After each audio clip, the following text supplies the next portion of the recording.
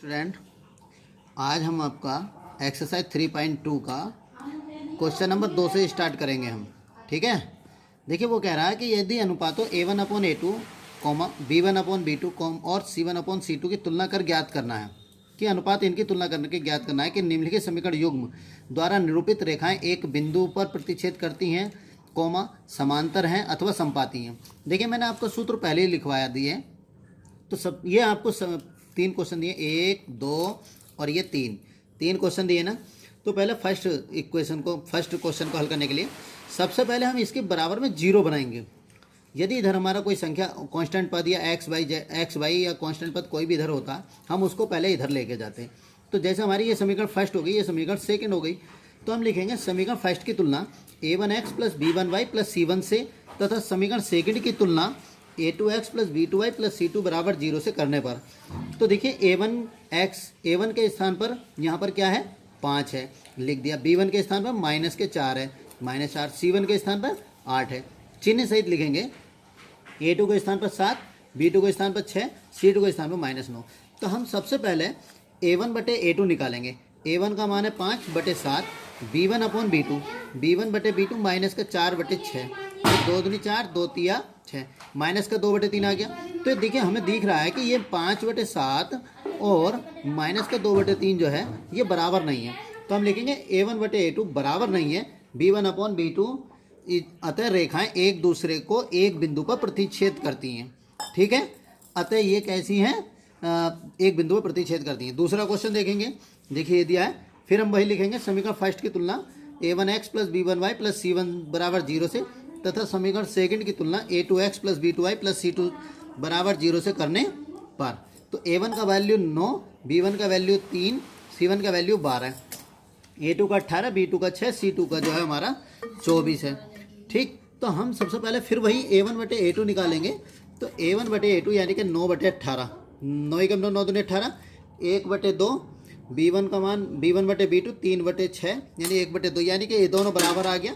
जब ये दोनों बराबर आ गए तो हम तीसरा भी निकालेंगे c1/c2। देखा ये भी बराबर है, अतः a1/a2 बराबर b1/b2 बराबर c1/b2, अतः रेखाएं संपाती हैं। संपाती का मतलब एक दूसरे के ऊपर है, इसके अनंत हल हैं। हम इसको ये भी कह सकते हैं कि इस रेखा के अनेक अनंत हल हैं। इसका क्वेश्चन नंबर 3 देखिए, a1 यानी कि दिया है समीकरण हमने तुलना कर दी। तो यहाँ a1 का मान 6, b1 का मान -3, c1 का मान 10 है, a2 का मान 2, b2 का मान यहाँ कुछ नहीं है तो माइनस का 1 है, c2 का मान 9 है। अतः a1/a2 हमने निकाला 3/1 आ गया, 2 × 2 = 2 × 6, b1/b2 माइनस का 3/-1 तो 3/1 आ गया, c1/c2 यानी 10/9, यानी कि 10 और 9 को कोई संख्या नहीं काट सकती। अतः हमारा a1/a2 बराबर b1/b2 बराबर नहीं है c1/c2, अतः समीकरण निकाय का कोई हल नहीं है। अतः रेखाएं कैसी हैं, समांतर हैं। समांतर रेखाएं कभी भी किसी को नहीं काटती, जैसे ट्रेन या बिजली की तारें जो होती हैं वो समांतर होती हैं। क्वेश्चन नंबर 3, a1/a अनुपातों इतने की तुलना कर ज्ञात कीजिए कि निम्नलिखित रैखिक समीकरणों के युग्म संगत हैं या असंगत। असंगत और संगत किसे कहते हैं? देखिए संगत वो होते हैं यदि दो रेखाएं एक दूसरे को काटती हैं या अनेक हल हैं तो वे संगत होती हैं, और असंगत वो होती हैं जो एक दूसरे के समांतर होती हैं। तो देखिए पहले इस समीकरण में हमें जो पहला क्वेश्चन दिया था उसमें बराबर देखिए 0 देता था, लेकिन अब क्या हमें बराबर 0 नहीं दिया है। तो 3x + 2y = 5, 2x - 3y = 7। तो हम सबसे पहले ये प्लस का 5 उठा के इधर ले गए, माइनस का 5 हो गया, प्लस का 7 इधर गया, माइनस का 7 हो गया।